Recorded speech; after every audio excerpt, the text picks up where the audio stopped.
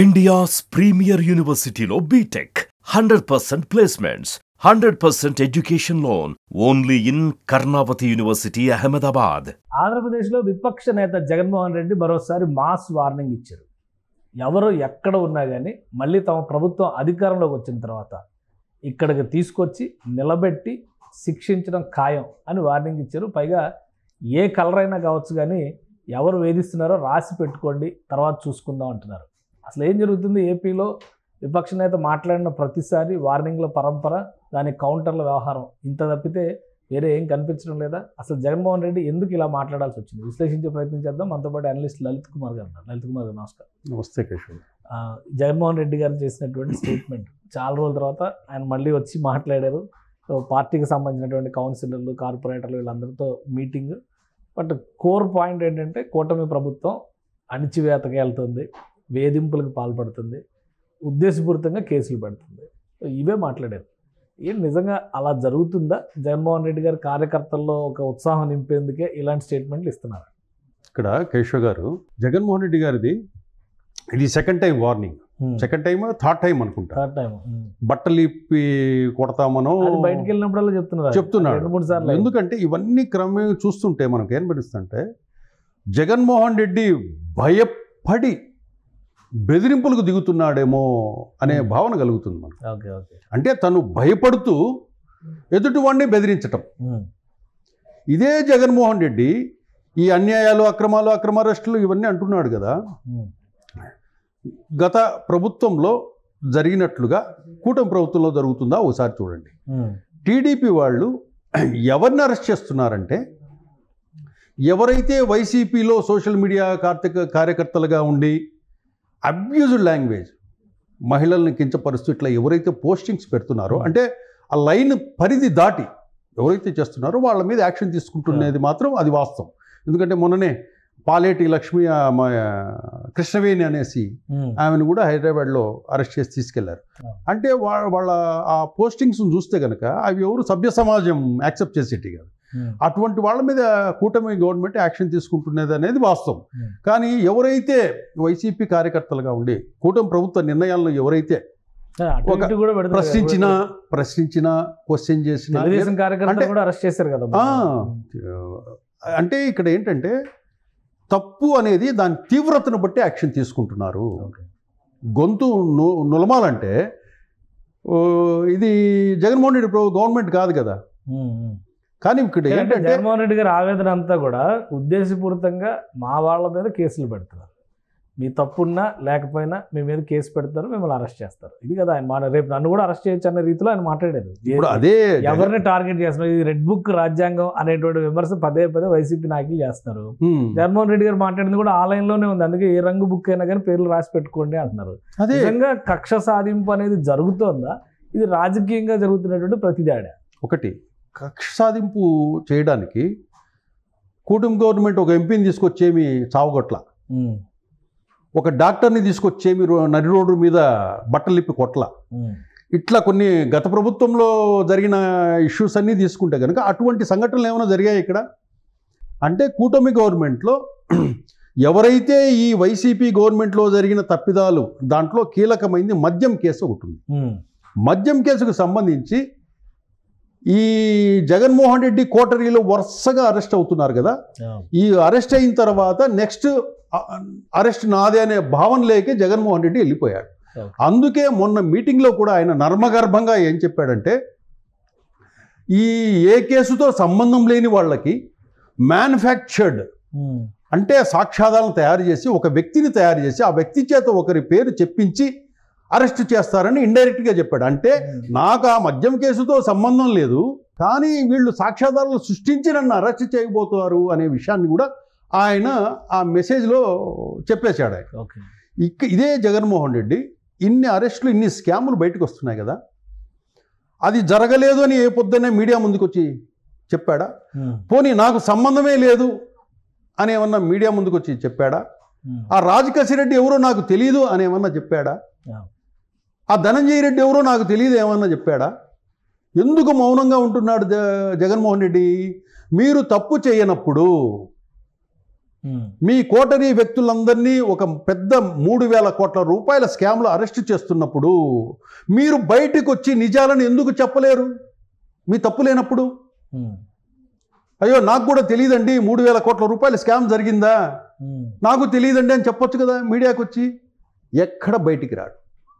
ఆ సబ్జెక్టు గురించి ఎక్కడ ఏం డయాస్ మీద మాట్లాడు. నిన్న కూడా ఓరల్గా చెప్పాడు తప్పితే అక్రమ అరెస్టులు అని చెప్తాడు తప్పితే ఫలానా ఫలానా ఫలానా కేసుల్లో అనేది మాత్రం క్లారిటీ ఇవ్వడు.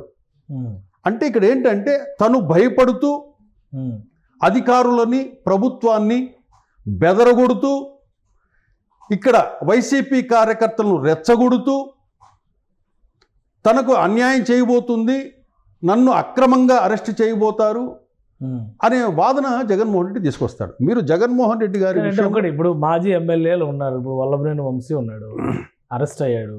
ఆయనకి బెయిల్ వచ్చినా కానీ మళ్ళీ ఏదో ఒక కేసుతో ఆయన ఇరికిస్తున్నారు అంటున్నారు.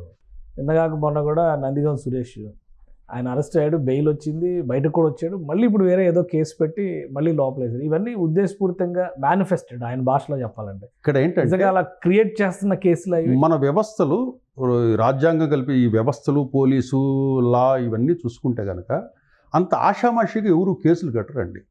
తగిన ఎవిడెన్స్ సాక్ష్యాధారాలు ఉన్నప్పుడే పోలీసులు అరెస్ట్ చేసి లోపలేస్తారు. ఇప్పుడు నందిగం సురేష్ ఉంది, ఒక వ్యక్తిని దాడి చేశాడు, ఇంటికి తీసుకెళ్లి దాడి చేసి కొట్టాడు, ఎవిడెన్సెస్ ఉన్నాయి, అరెస్ట్ చేశారు. అలాగే వల్లభనేని వంశీ తన నియోజకవర్గంలో చేసిన నేరాలు ఘోరాలు అందరికీ తెలిసినటియే. ఆ బాధితులు ఎవరైతే కంప్లైంట్ చేస్తారో ఆ వాళ్ళు ఇచ్చిన కంప్లైంట్స్ని బట్టి ఆ జరిగిన ఇన్సిడెంట్ని బట్టి కేసులు కట్టి లోపలేస్తారు తప్పితే మిమ్మల్ని ఎందుకు వేయలేదండి కేశవ్ గారు? మద్యం కేసు మీ దగ్గరికి ఎందుకు రాలేదు? నా దగ్గరికి ఎందుకు రాలేదు? జగన్మోహన్ రెడ్డి కోటరీ దగ్గర ఎందుకు తిరుగుతుంది మద్యం కేసు? ఆ ఎవిడెన్స్ సాక్ష్యాధారాలు ఉంటాయి కాబట్టి వాళ్ళని అరెస్ట్ చేసి లోపలేస్తారు తప్పితే సంబంధం లేని వాళ్ళని ఏం చేయరు. ఇప్పుడు ఆయన చేసిన కామెంట్స్లో ఇంకొకటి కూడా ఉంది. అధికారులకు సంబంధించి రిటైర్ అయిన విదేశాల్లో ఉన్న ఇక్కడికి లాక్కొచ్చి మరి నిలబెడతాం అంటున్నారు. అంటే అధికారుల పాత్ర గురించి ఎందుకు ప్రత్యేకంగా మాట్లాడుతున్నారు? అధికారులను ఇన్ఫ్లుయెన్స్ చేస్తుందా కూటమి ప్రభుత్వం? నో ఇక్కడ ఏంటంటే కూటమి ప్రభుత్వముకి ఈ అధికారులకి ఈ సమన్వయం అంటే ప్రభుత్వము ఏదైనా చేయాలన్నా కూడా ఆర్డర్ మాత్రం ఇవ్వగలుగుతుంది, పని చేయాల్సింది అధికారులే. అంటే ఇండైరెక్ట్గా ఈ ఆపరేషను సాక్ష్యాధారాలు సేకరించేది ఇవన్నీ యాక్టివిటీ అంతా అధికారులే చూస్తారు. అంటే అధికారులను ఏం చేస్తున్నాడు? బెదరగొడుతున్నాడు. బెదరగొట్టడం వల్ల ఈ కేసులో కనుక మీరు ఎవరినైనా అరెస్ట్ చేసినా బెదరగొట్టడం ఏముంది? ఇప్పుడు లాస్ట్ టైం కూడా అలానే అన్నారు, బట్టలు కూడా తీసి నుంచో పెడతారని చెప్పి అన్నారు. కానీ అందరూ ఖండించారు పోలీస్ అధికారుల సంఘం. ప్రభుత్వం ఎవరిది ఉంది? కూటమి ప్రభుత్వం ఉంది. ఒకవేళ ఆయన మాట్లాడేటువంటి మాటలు పరిధి మీరుంటే కేసులు ఎందుకు పెట్టలేదు? ఎందుకు దాని మీద చర్యలు తీసుకోలేదు? ఇక్కడ డౌట్స్ కూడా వస్తాయి కదా సామాన్య ప్రజలకి. ఇక్కడ రాజకీయ ప్రసంగాలు ఎట్లుంటాయంటే అది ఏదైనా ఒక వ్యక్తి పేరు చెప్పి అతను వ్యక్తుల పేర్లు చెప్పలే, అంటే ఓవరాల్గా బెదిరిస్తున్నాడు తప్పితే వ్యక్తుల పేర్లు వ్యవస్థ పేరు చెప్పలే. పోలీసులు అని అంటే ఇమ్మీడియట్ కేసు కట్టేస్తారు. న్యాయ వ్యవస్థను ఏమన్నా అంటే కొంతమంది ఎస్పీలు వాళ్ళ పేర్లు చెప్పి మరీ చెప్పాడు కదా ఆయన. పేర్లు పెట్టి మరి మీ అంత చూస్తాం, మీ సంగతి చూస్తాం. మొన్న విడుదల రజనీ గారు అయితే సిఐ పేరు పెట్టుకొని ఆయన సిఐ సుబ్బారాయుడు గారు ఆయన చొక్కా పట్టుకోవడం ఒకటే తక్కువ. మరి ఆ రేంజ్లో రియాక్ట్ అవుతున్నప్పుడు కూటమి ప్రభుత్వం రెడ్ బుక్ అంటారు, ఇంకేదో అంటారు. మరి రియాక్షన్ కూడా అదే స్థాయిలో ఉండాలి కదా. ఉండాలి, పరిధి మీరు వ్యవహరించారు. ఎందుకంటే ఇటువంటి ఇన్సిడెంట్ చేసిన వాళ్ళందరినీ అరెస్ట్ చేసుకుంటూ వెళ్తే వైసీపీలో ఒక్కరు ఉండరు. కాబట్టి ఈ గవర్నమెంట్ ఏం చేస్తుందంటే కొన్ని అంశాలను వదిలేస్తుంది. అంటే ఆ సందర్భాన్ని బట్టి ఆ ఇష్యూలో జరిగిన ఇష్యూస్ని బట్టి కొంచెం ఆవేశాలు వస్తాయి. కొన్ని అన్ని ప్రతిదీ మనం కేసులు కట్టుకుంటూ పోతే కాదు కదా అని చెప్పేసి అక్కడ ఏదైతే మనం ఎవరినైతే అరెస్ట్ చేయాలనో వాళ్ళని మాత్రం అరెస్ట్ చేసుకొని ఆయా సందర్భంగా జరిగిన తోపులాటలు వాటిని కూడా వదిలేస్తూ ఉన్నారు. ఇక్కడ ఏంటంటే జగన్మోహన్ రెడ్డి తప్పులేం చేయకపోతే ఈరోజు ప్రెస్ మీట్ పెట్టమనండి. మా ప్రభుత్వ హయాంలో ఏ అవినీతి జరగలేదు అని మీరు ఎందుకు ప్రకటించలేకున్నారు? మా ప్రభుత్వ హయాంలో ఎలాంటి అవినీతికి కానీ మేము పాల్పడలేదు అని చెప్పేసి మీరు సుప్రీంకోర్టులకు హైకోర్టులకు ఎందుకు వెళ్ళలేక? ఇప్పుడు ఎవిడెన్స్ అనేది స్ట్రాంగ్గా ఉంటే మద్యం కుంభకోణంలో జగన్మోహన్ రెడ్డి గారి వరకు అరెస్టులు వెళ్ళేటువంటి అవకాశం ఉందా? తప్పకుండా. ఇక్కడ ఏంటంటే ఈ కోటరీల్లో ఉన్న వ్యక్తులు 3,000 కోట్లు అన్నారు, దాని తర్వాత 10,000 కోట్లు కూడా ఉంటుంది అని అంటున్నారు. కానీ ఈ డబ్బు ఒకరి చేతులు మారుతూ ఎక్కడో చోట చేరింటుంది కదా. అన్ని వేల కోట్ల రూపాయలు ఒక సీఎంగా ఉన్న వ్యక్తికి తెలియకుండా స్కామ్ జరగదు కదా. ఆ డబ్బు ఎక్కడికి పోయింది అనేది కావాలి. ఇప్పుడు ట్రేస్ చేస్తారు. ఆ డబ్బు ఎక్కడికి పోయింది అనేది ఫస్ట్ అది కనుక్కున్న తర్వాత ఆ డబ్బుని ఎక్కడికి పంపించారనేది చూస్తారు మళ్ళీ. ఎవరు పంపించారు కాబట్టి ఒక కేసు కాదు, డబ్బు అందేంత వరకు ఒక కేసు, ఆ డబ్బును ఎక్కడికైతే పంపించారో అది మరో కేసు. అంటే ఇప్పుడు 2 కేసులు చూడాల్సి వస్తుంది వీళ్ళు. ఇప్పుడు సపోజు జగన్మోహన్ రెడ్డికి అరెస్ట్ అని చెప్పేసి వార్తలు వస్తున్నాయి. ఆ విషయం జగన్మోహన్ రెడ్డి గారు కూడా తెలిసి ఉంటుంది. మీరు తప్పు చేయకపోతే, డబ్బు మీ దగ్గరికి రాకపోతే, నాకు ఈ కేసుకు సంబంధం లేదండి, ధనంజయ రెడ్డి ఎవరో నాకు తెలియదు, కృష్ణమోహన్ రెడ్డి నాకు తెలియదు, అసలు ఈ కేసుతో నాకేం సంబంధం లేదు, నా పేరుని ఎందుకు బదనాం చేస్తున్నారని చెప్పి ఓపెన్గా చెప్పొచ్చు కదా. కానీ ఏ ఇష్యూలో కూడా జగన్మోహన్ రెడ్డి బయటకు వచ్చి చెప్పడు. ఇంకా నెక్స్ట్ ఇసుక స్కామ్ ఉంది, ఒకటి మైనింగ్ స్కామ్ ఉంది. సంవత్సరం గడిచిపోయింది, ఇంకా చాలా ఉన్నాయి, చాలా స్కామ్స్ ఉన్నాయి, ఆరోపణలు చాలా చేశారు. ఏది కూడా జగన్మోహన్ రెడ్డి ఏ ఇష్యూ వచ్చినా కూడా వైసీపీకి సంబంధించి ఏ కార్యకర్తను అరెస్ట్ చేసినా, వాళ్ళు ఎటువంటి పనులు చేసినా, పోలీసులు యాక్షన్ తీసుకొని, ప్రభుత్వం యాక్షన్ తీసుకొని ఏది చేసినా కూడా వైసీపీ వాళ్ళు జగన్మోహన్ రెడ్డి అనేది ఒకే ఒకటి, అక్రమ అరెస్టు, అక్రమ కేసులు, అన్యాయంగా మమ్మల్ని వేధిస్తున్నారు అనే మాటలు తప్పక, మా వాడు తప్పు చేసినాడు శిక్షించండి అని చెప్పి ఒక్కసారైనా జగన్మోహన్ రెడ్డి చెప్పాడా? ఇదే టీడీపీలో ఒక వ్యక్తి, సోషల్ మీడియాలో పనిచేసే వ్యక్తి తప్పు చేశాడు, జగన్మోహన్ రెడ్డి గారి సత్యమణి ఏదో మాట్లాడి ఇమ్మీడియట్గా టీడీపీ వాళ్ళు అరెస్ట్ చేసేసి అతన్ని జాబ్లో నుంచి కూడా తీసేశారు కదా. అటువంటి పని ఎప్పుడైనా జగన్మోహన్ రెడ్డి గారు ఎస్ వీళ్ళు చేసిన తప్పే శిక్షించండి అని ఎక్కడైనా చెప్పాడా?